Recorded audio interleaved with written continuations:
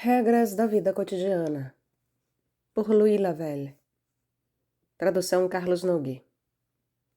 Realizações Editora, canal Leconde. Caros ouvintes, caso gostem do que aqui é lido, por favor adquiram o livro.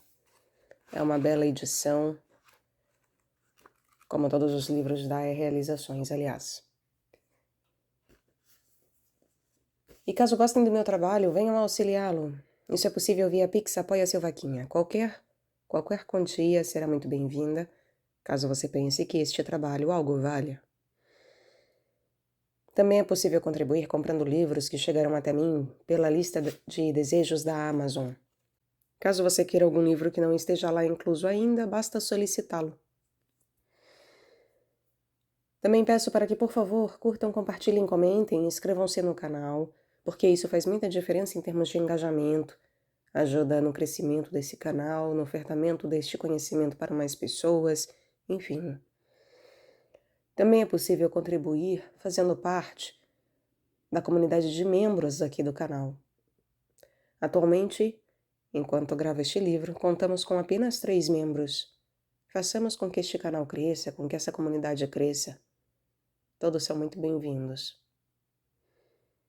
Muito obrigada pela presença. A todos uma boa escuta. Prefácio. Uma espiritualidade filosófica. A atualidade e a originalidade da obra de Louis Lavelle encerram-se em 2 palavras: espiritualidade filosófica. Com efeito, nenhum filósofo do século XX apresentou como ele o que é uma espiritualidade propriamente filosófica, ou seja, uma reflexão racional que eleva a alma e a põe em face da beleza e da bondade superiores. Não se trata de uma espiritualidade religiosa, como a que caracteriza os grandes santos, um São Bernardo de Claraval ou um São Francisco de Sales, por exemplo. Poder-se-ia dizer que o único predecessor de Lavelle é Nicolas Malebranche, contemporâneo de Luís XIV. E Lavelle reconheceu sua dívida para com esse filósofo.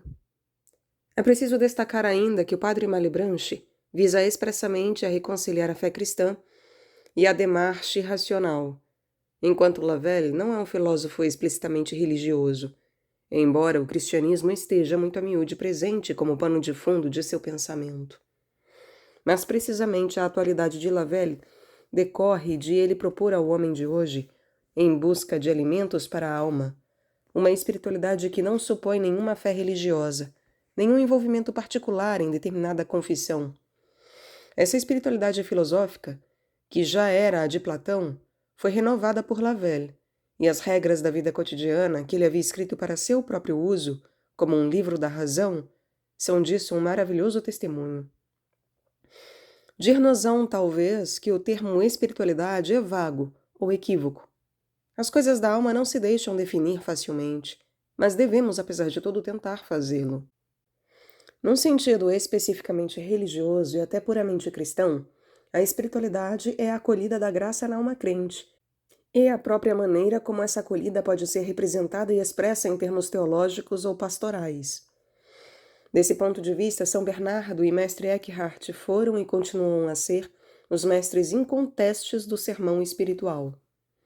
Mas num sentido puramente filosófico, a espiritualidade consiste no esforço sobre si mesmo, que provoca a reflexão, e em particular, quando ela transforma a personalidade e a eleva moralmente. É nesse sentido que Michel Foucault podia dizer que se encontra em numerosas filosofias modernas certa estrutura de espiritualidade que tenta, abre aspas, ligar o conhecimento, o ato do conhecimento, as condições desse ato de conhecimento e seus efeitos a uma transformação no ser mesmo do sujeito, fecha aspas. A espiritualidade filosófica de Lavelle é próxima dessa concepção, em que a busca do saber e a escrita são a trama da vida cotidiana.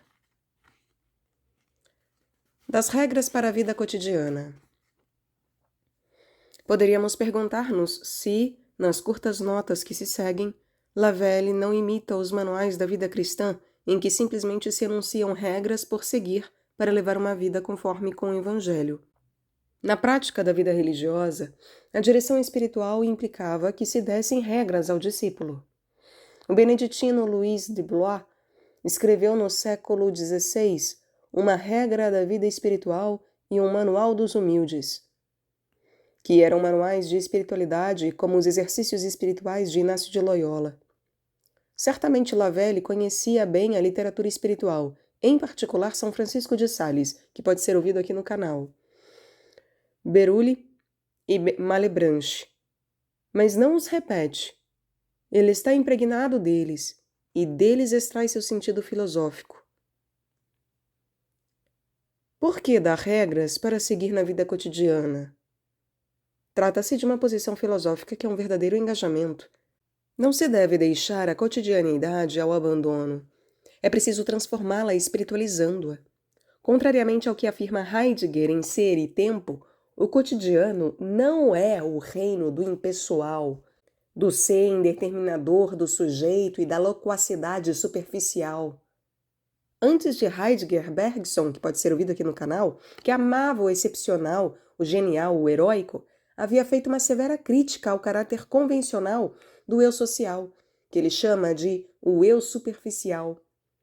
Mas para Lavelle, o papel do filósofo não é contentar-se com criticar a vida cotidiana por ser uma vida repetitiva, pobre de sentido, despojada de todo interesse.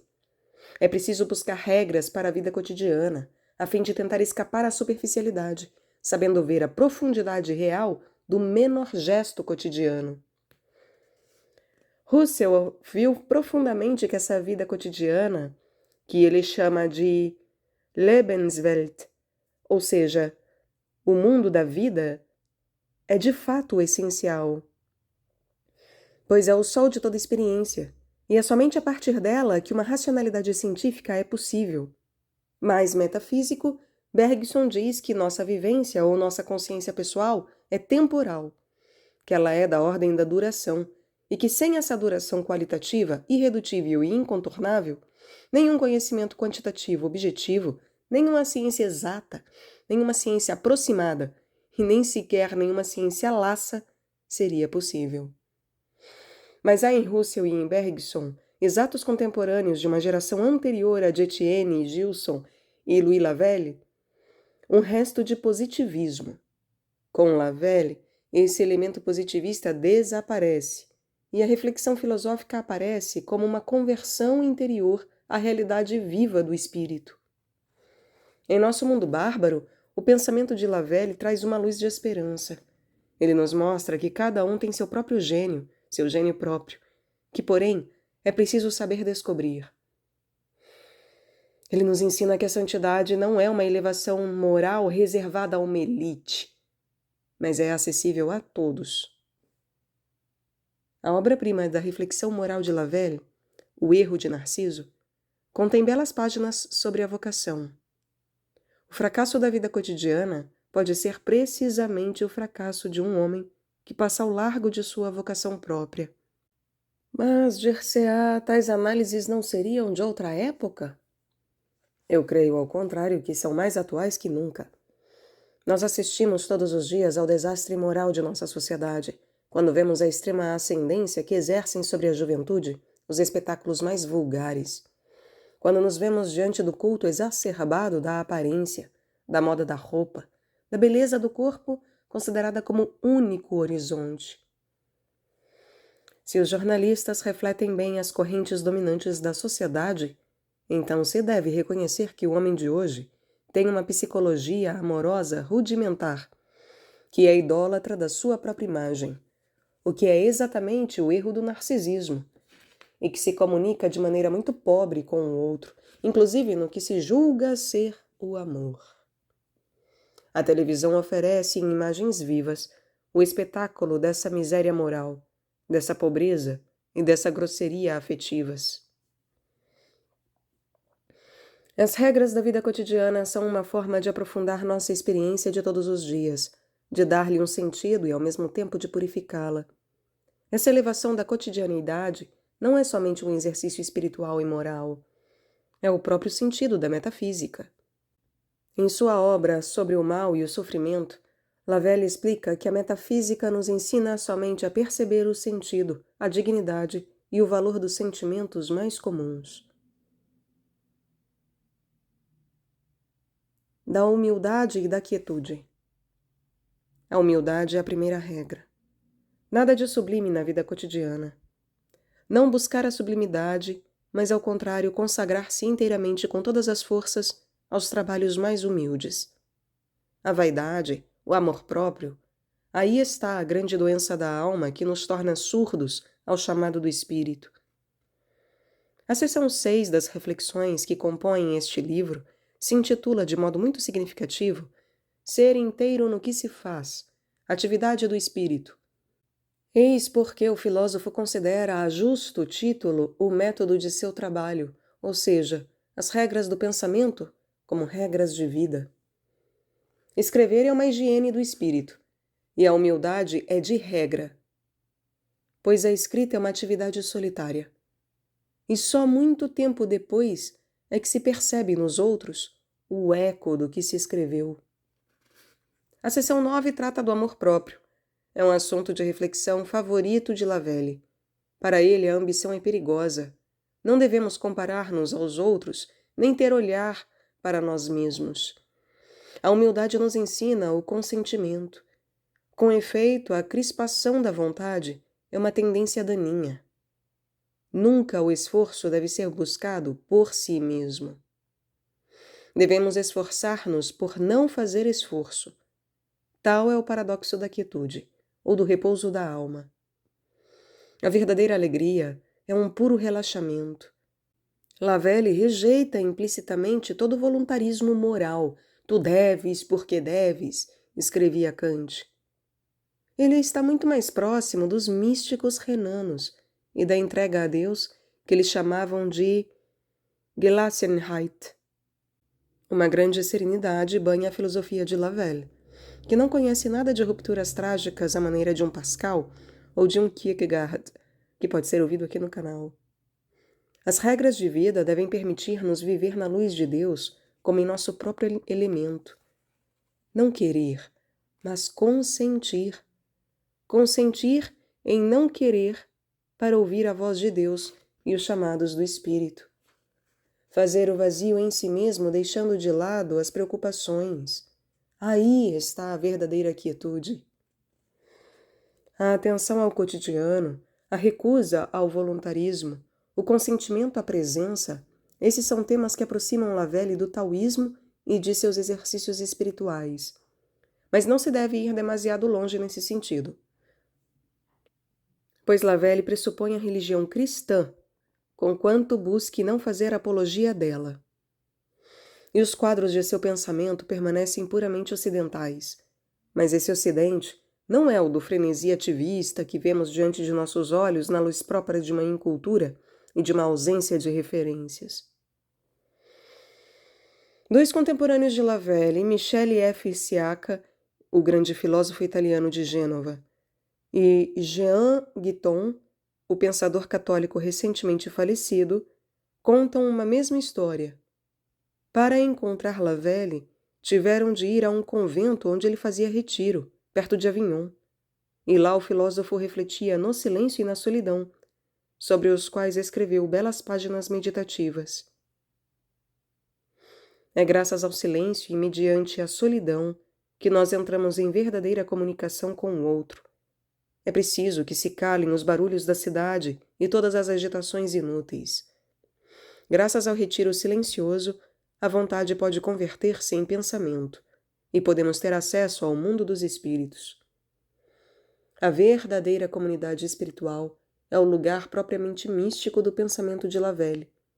É o que o comércio dos espíritos define a seus olhos um espaço espiritual que é promessa dada à nossa esperança.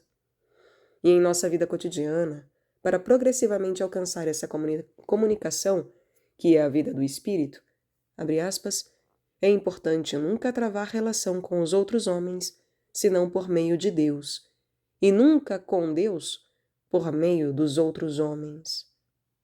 Fecha aspas. Jean-Louis Veillard Barron. Regras da vida cotidiana. Primeiro, o uso das regras. É tão difícil fazer bom uso das regras quanto fazer bom uso dos livros. Pois o apelo aos livros é mais frequentemente um apelo à memória presente e disponível. Assim como o apelo às regras é um apelo a um mecanismo cujo funcionamento é assegurado. As regras, como os livros, são auxílios que não devem ser desprezados. Elas devem sugerir certos movimentos do pensamento, mas não substituí-lo.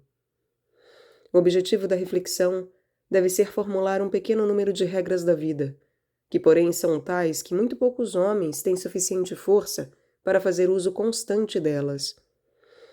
Isto é, não somente em alguns raros momentos em que a vontade se renova e se estende, mas por uma espécie de disposição insensível da alma em que ela nos estabelece e que se acompanha de uma luz em que a necessidade e a liberdade se confundem. A eficácia das regras se funde antes num exercício da atenção do que numa repetição de uma prática. A eficácia das regras se funde antes num exercício da atenção do que numa repetição de uma prática. A única regra é manter um bom estado moral sem preocupação excessiva com o poder dado pela técnica ou com a natureza do objeto, tal como nos é oferecido. Pois um bom estado moral dispõe de um poder que ultrapassa o da técnica e chama para si o objeto que mais lhe convenha. A quem fizesse uma censura de quietismo, seria preciso dizer que tal implica descobrir e pôr em ação a atividade mais sutil e mais profunda, de que a vontade nunca é senão uma imitação hesitante e grosseira. É preciso voltar a essas regras cotidianas da noite e da manhã, que nos obrigam ao exame da consciência e ao bom propósito, mas com a condição de ultrapassarem todos os atos particulares e darem à luz essas potências da alma que se ocultam quase sempre, e cujo permanente despertar depende de um ato contínuo de nossa atenção. No começo do dia, trata-se somente de se firmar na intenção, e no fim, quando tudo se tornou feito, trata-se não de gemer com respeito à distância que se separa dela, mas de encontrar nesse efeito mesmo, um excedente que a aprofunde. Jamais devemos interrogar-nos sobre o que devemos fazer. Temos isto sim de nos firmar nessa pura intenção espiritual que nos mostrará, quanto for preciso, o que devemos fazer, sem que tenhamos de deliberá-lo.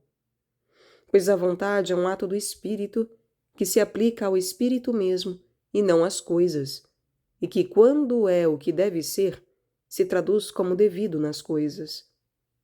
Não era mau o conselho dado pelos epicuristas de decorar as máximas fundamentais, mas para tê-las sempre presentes e disponíveis sem esforço e na própria forma como foram descobertas ao percebermos sua verdade espiritual pela primeira vez.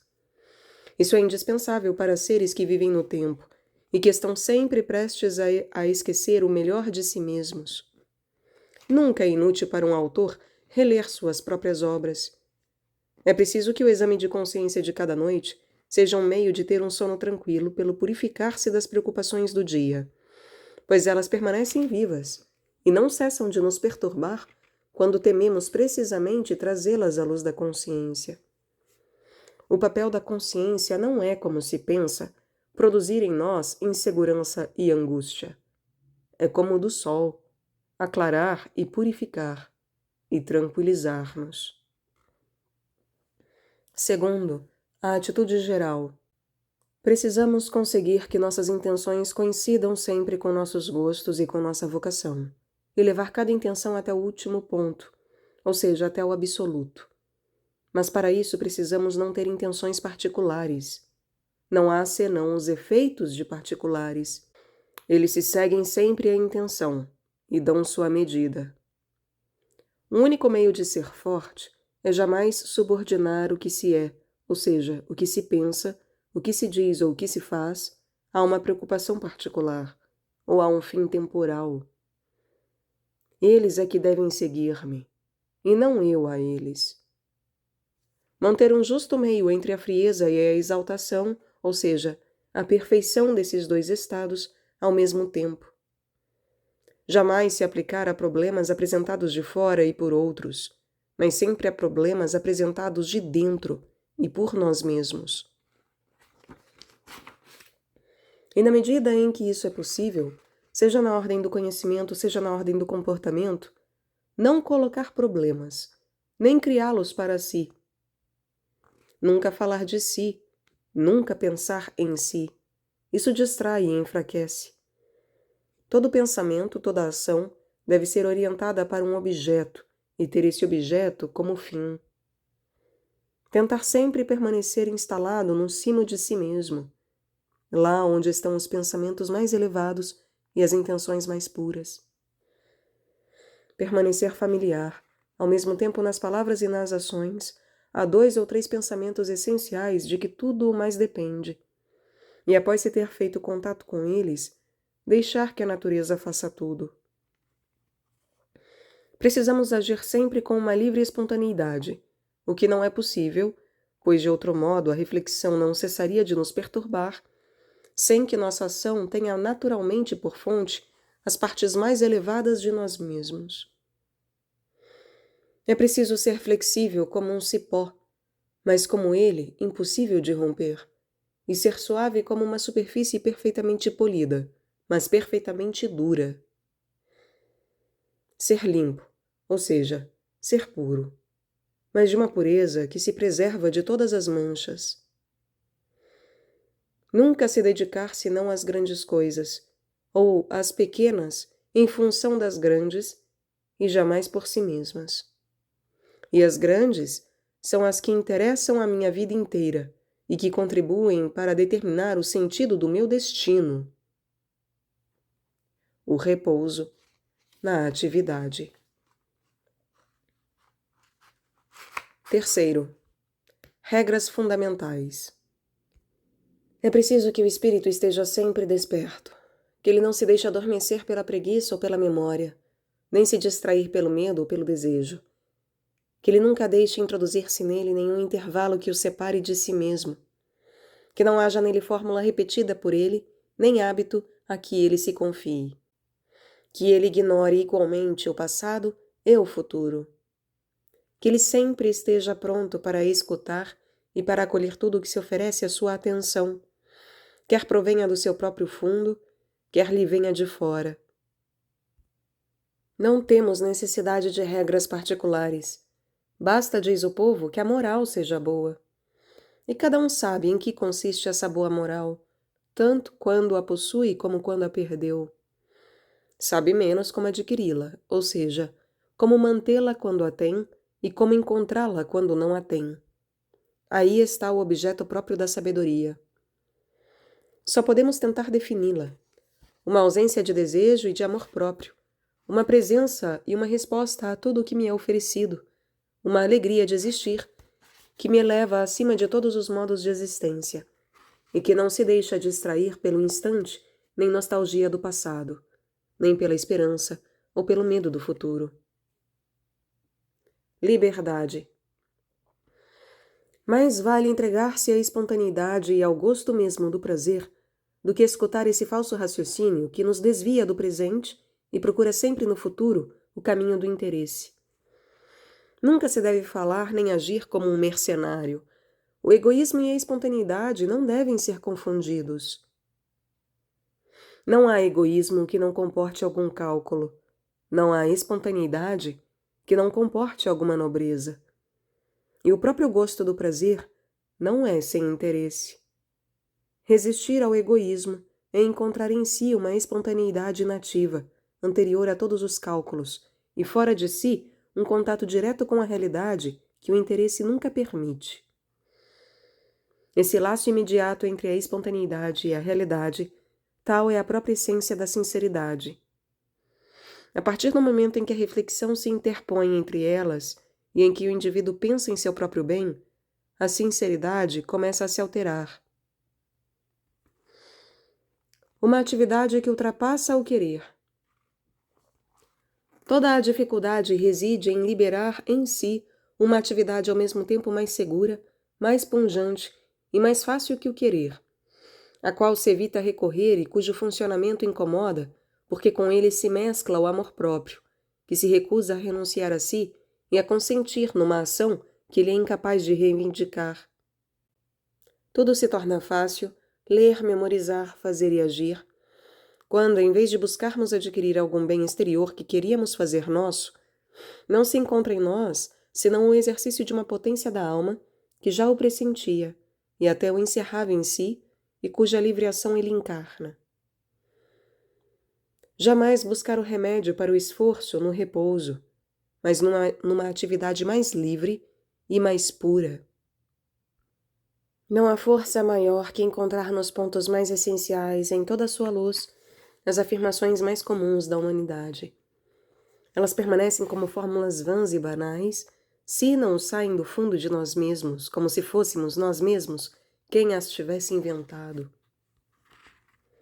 Deve parecer-nos ao mesmo tempo que nós sempre as soubemos e que as encontramos pela primeira vez, mas é estéril começar por tomá-las de fora, acreditando que é possível, em seguida, reavivá-las, dando-lhes uma espécie de calor emprestado. Não ter olhar senão para o interior, e não para o exterior, para o que é, e não para o que deve ser, e abolir assim a consideração de todos os fins. E o que se chama fim, em vez de ser o objeto da vontade, deve ser a consequência de uma disposição interior em que nos estabelecemos e que nos basta. Quarto, regras de comportamento com relação aos outros homens. Nunca devemos buscar defender-nos, mas sim converter, e, se preciso, converter-nos. Podemos recusar-nos à luta quando ela se oferece a nós, mas é preciso que isso não se dê por indiferença, preguiça, egoísmo ou desprezo. Nem sequer por essa separação e esse ensimesmamento em que se quer permanecer num face a face com Deus. É preciso que se dê por uma espécie de vitória já adquirida da verdade, a qual basta mostrar-se para vencer, sem necessidade de atacar, nem de se defender.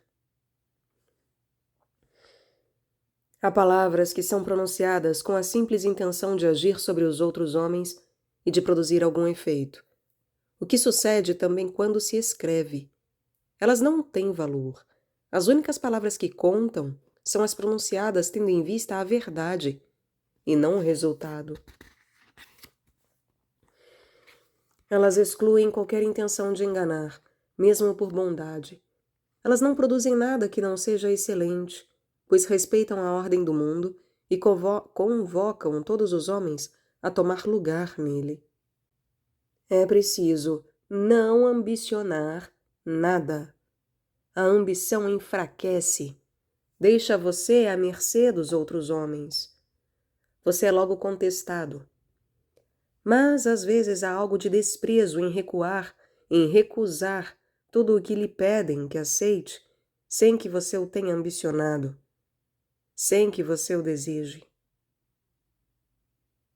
Nunca ter relação com coisas, mas só com pessoas.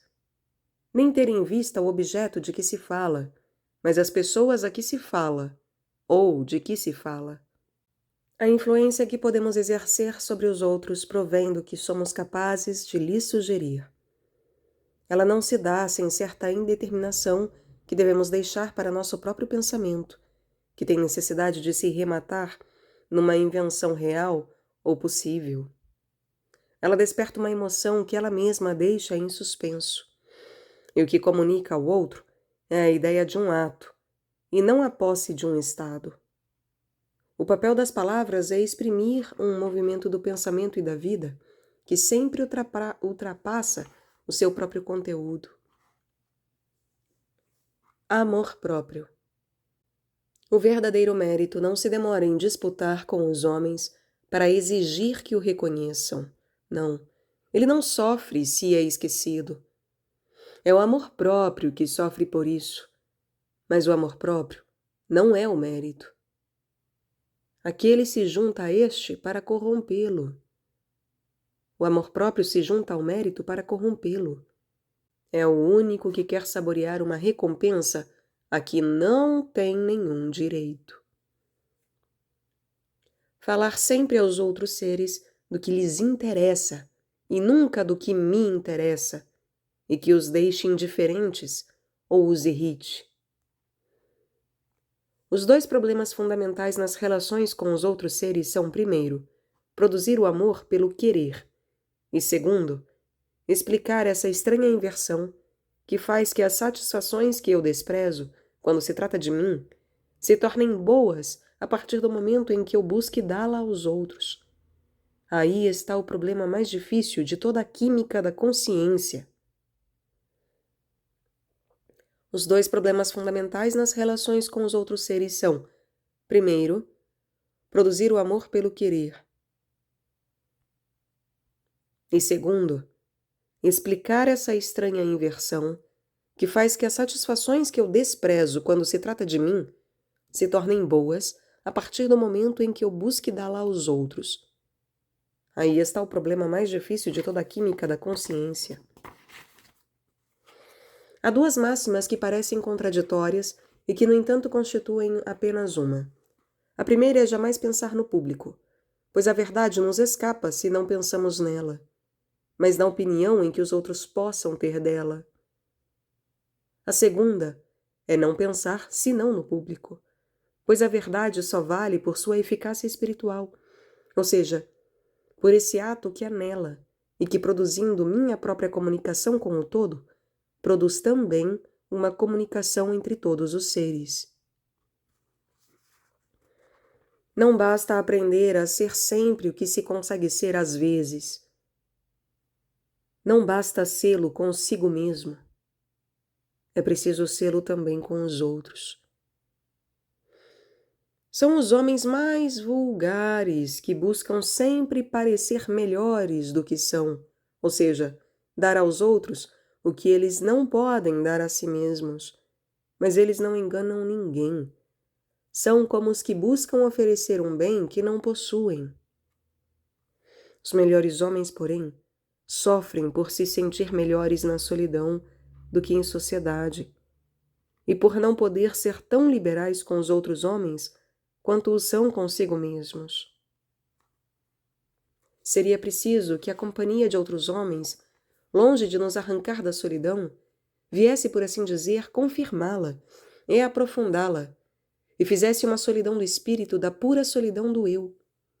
Ela nos daria, então, por meio da nossa comunhão com outro ser, essa presença de Deus que pensamos possuir quando éramos únicos, mas sem jamais estarmos seguros de fornecer nós mesmos ao mesmo tempo a pergunta e a resposta. Não devemos, portanto, sentir-nos perturbados quando vamos para o meio dos homens, como acontece a todos os tímidos, que buscam então uma nova maneira de viver. Devemos somente velar para não perder o curso natural da solidão. Nada mais humilhante que experimentarmos sentimentos de bondade e de amor com relação a outros homens, quando estamos sozinhos, que se transformam em impaciência e em hostilidade no momento em que os encontramos.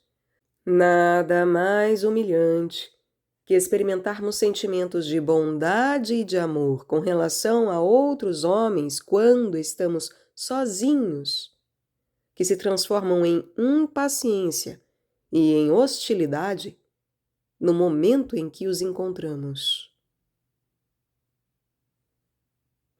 Mas esses sentimentos que preenchem nossa solidão não exprimem nada mais que virtualidades que se revelam a nós para testemunhar a impotência em que estamos por jamais ter a experiência de sua realidade. E a solidão não tem necessidade de tanta boa vontade quando a simples visão do próximo nos abre o coração. A solidão não tem necessidade de tanta boa vontade quando a simples visão do próximo nos abre o coração. O círculo em que podemos ter comunicações reais com outros seres é muito estreito. Não se deve buscar ampliá-lo indefinidamente. Aqui, só a qualidade importa.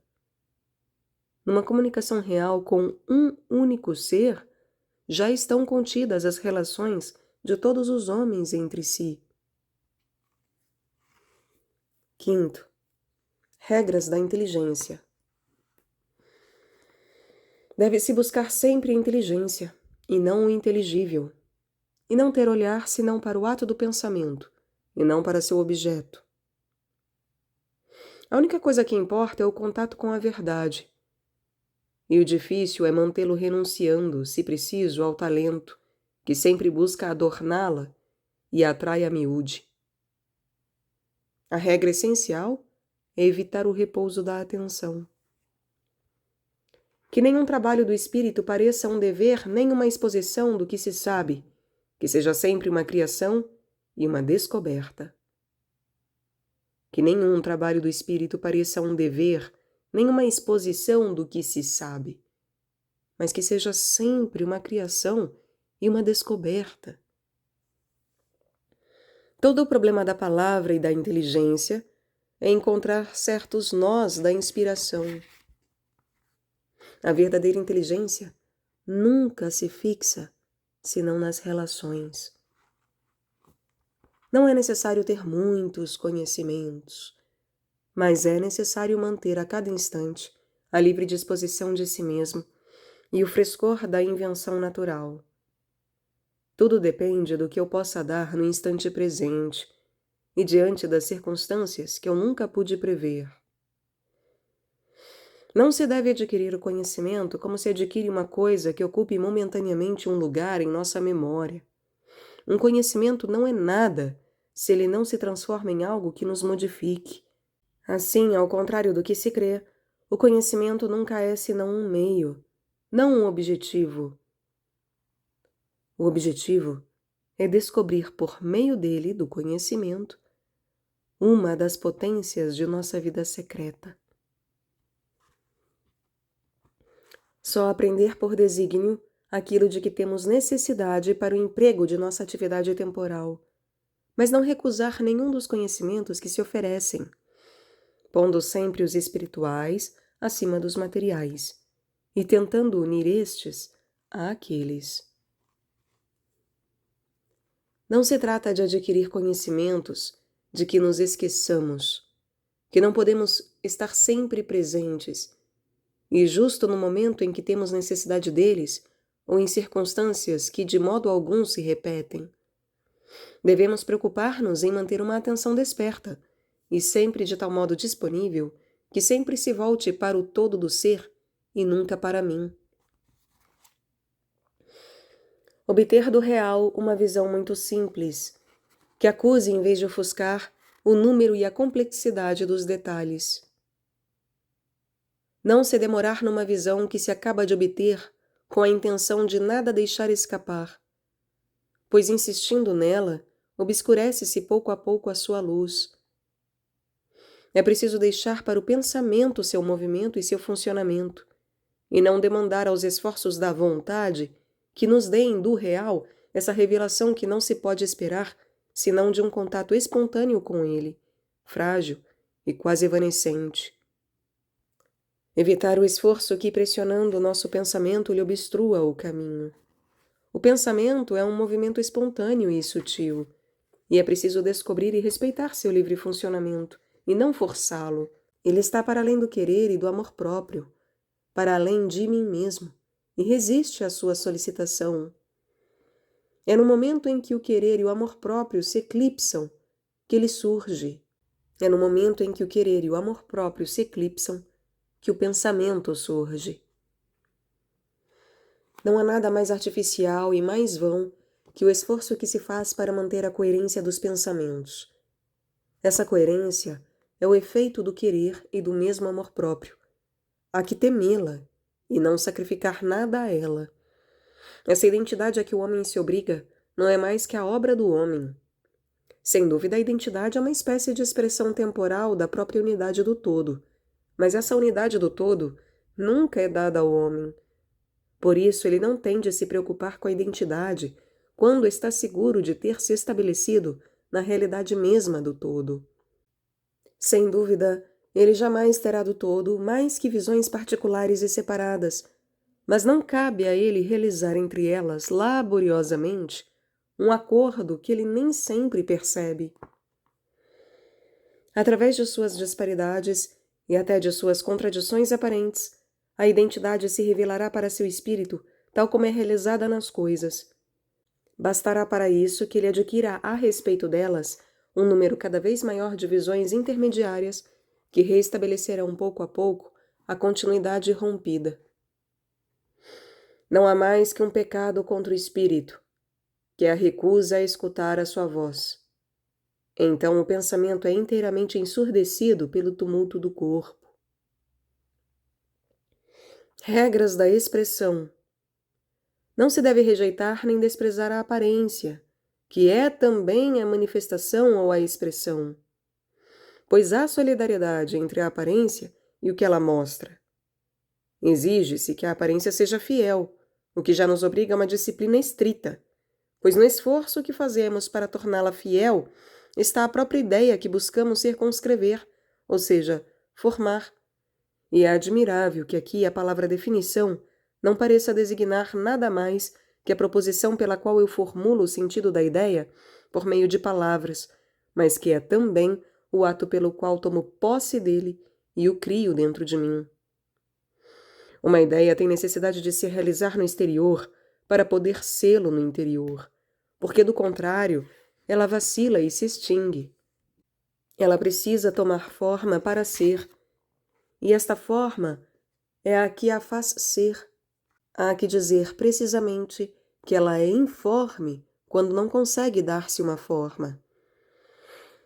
Mas é preciso que essa fidelidade pela qual se busca obter a conformidade, ou seja, a identidade entre a ideia e a forma, ou seja, essa fidelidade pela qual se busca dar um corpo à ideia, que também lhe dá a existência e a vida, é preciso que ela se transforme para nós em beleza, pois a exigência de beleza na forma é o testemunho na própria ideia desse valor secreto que a torna digna ao mesmo tempo de ser pensada, querida e amada.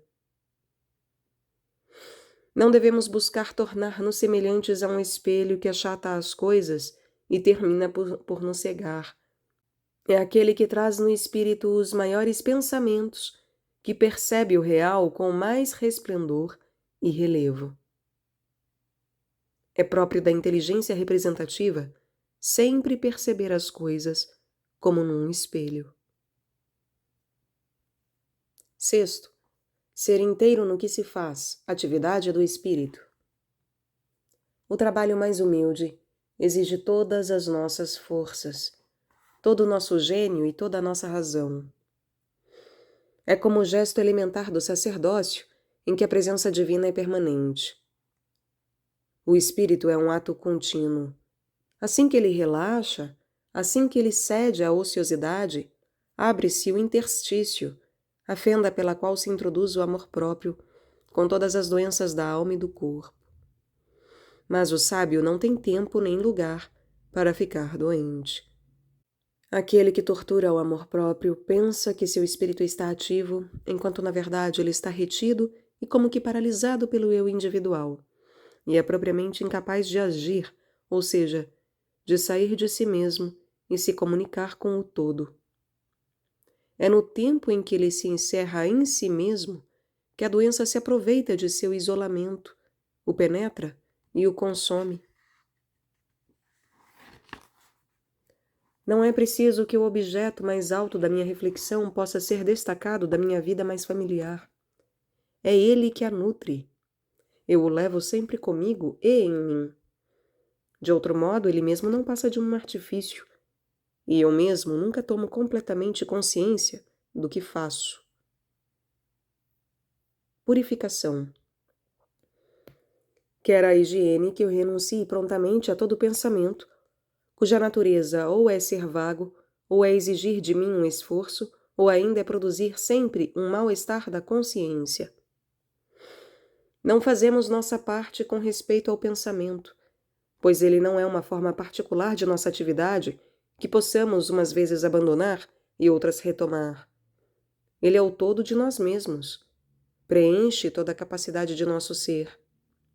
Não o podemos opor ao trabalho nem à diversão, porque ele governa nosso pensamento inteiro, dá a luz, dá a sua luz, seu sentido e sua própria alegria a tudo o que faço, ao trabalho, à diversão, à palavra, ao caminhar, ao beber e ao comer, ao amor e talvez até ao sono.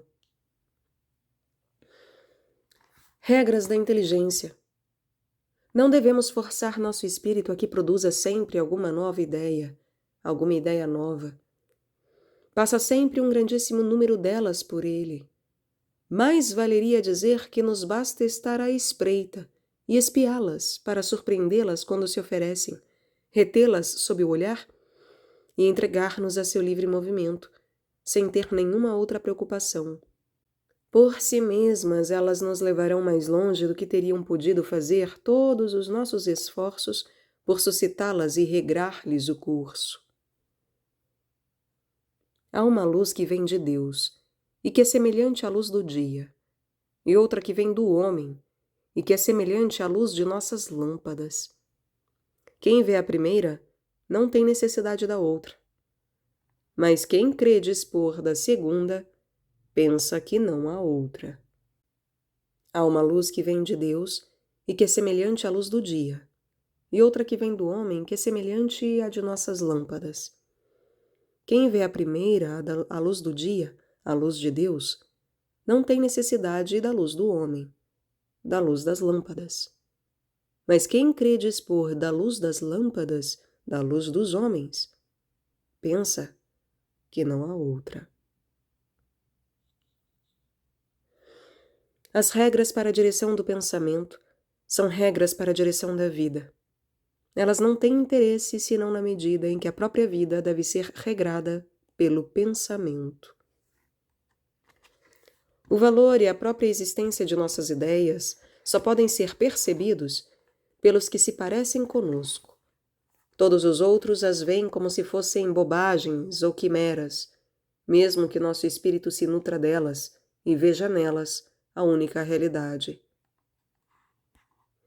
Há apenas uma regra, permanecermos sempre unidos a este vasto universo, ou antes, ao ato de que ele procede, mas de tal maneira que nos limitemos a assumir, por assim dizer, a responsabilidade em todos os trabalhos particulares que teremos de cumprir.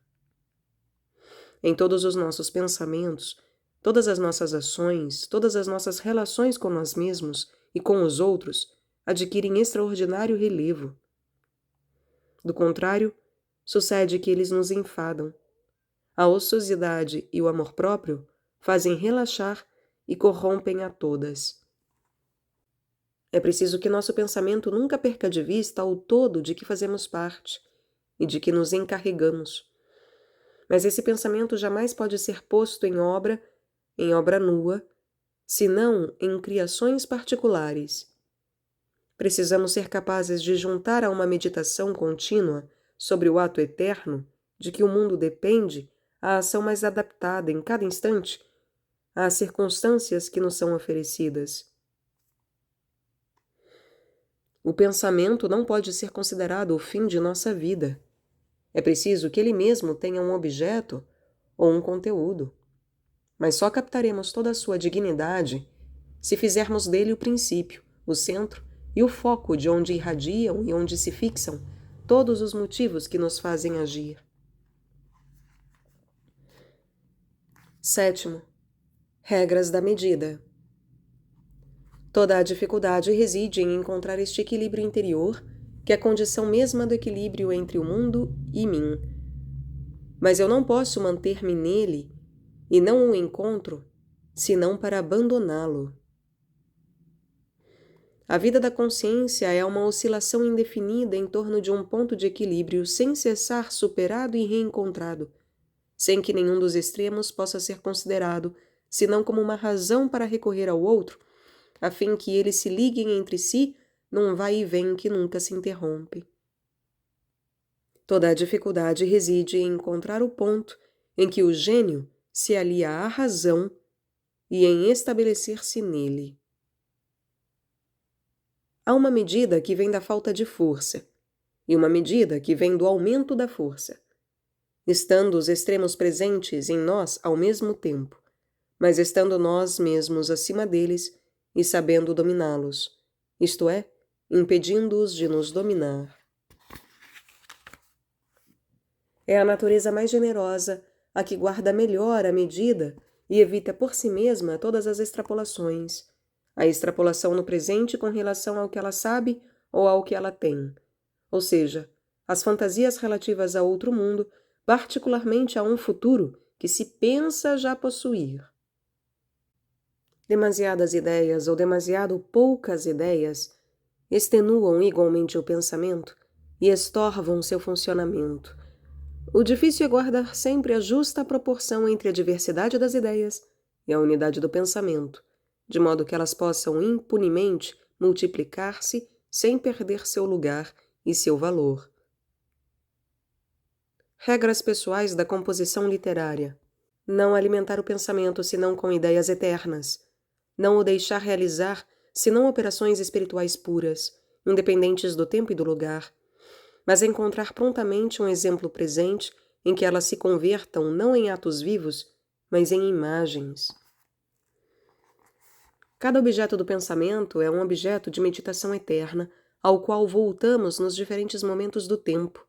É preciso recolher em diferentes cadernos todas essas pinceladas dispersas, cuja reunião formará uma vasta paisagem. A ordem das partes revela-se-nos também numa espécie de fulgor, de tal modo que não há contradição entre a composição sistemática e as notações dispersas.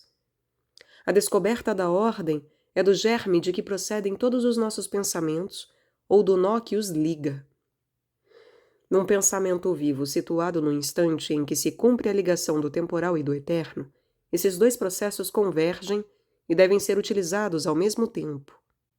Nunca devemos fundar instituição ou escola visível de que nos tornemos um dia prisioneiros. A verdade, desde o momento em que foi encontrada, deve ser manifestada não somente porque ela nos pertence e porque somos parte do conjunto da humanidade, mas porque é também o único meio de não a deixarmos escapar e de fazê-la nossa, deixando-nos comprometer por ela.